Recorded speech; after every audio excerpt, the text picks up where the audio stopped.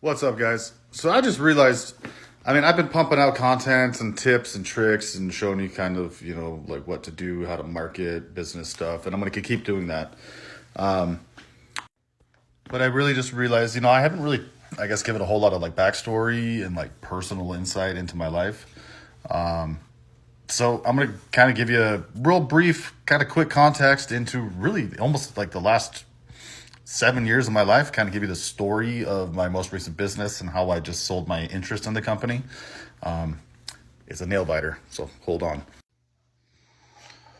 So almost 7 years ago, a buddy of mine reached out to me, or an acquaintance through the industry we were in. Man, my beard looks gray when I go outside. Ugh, getting old sucks. So anyways, he reaches out and he says, hey, you want to start a business or do you want to do this with me? I was like, yeah, dude, like I've been trying to do stuff with you forever. Like, let's go. So we started off with one product. Immediately I see the potential and we start another product and we do, $160,000 in the first April through the end of the year. And I'm like, shit, we need more products. So he pumps out more products. We grow to 1.3 million, 2.4 million, 2.5 million a year, pretty rapidly, and then, so we started in 2015, 2019. Unfortunately, he passed away. And here's a business tip for you. Always have an operating agreement. We had more of a handshake agreement and really kind of caused problems even while he was still alive. But I had made a promise to him that if he had ever passed away, I would take care of his family.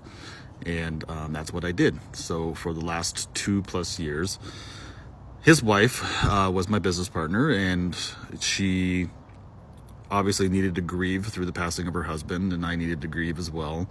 But the business needed to try to go on.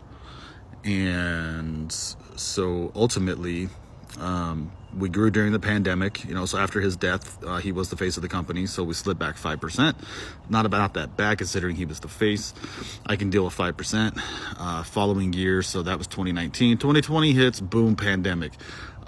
We were growing, and it's in the supplement industry, more the bodybuilding space, but we were growing at about 30-40% up until everything shut down. After the shutdown, we had to pivot and figure out how to, remarket the products in a way that wasn't like necessarily for the gym, which we did, and we still managed to grow 20% year over year during a pandemic.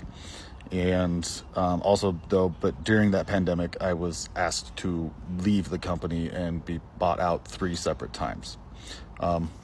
Follow for part 2. It's going to be a long one.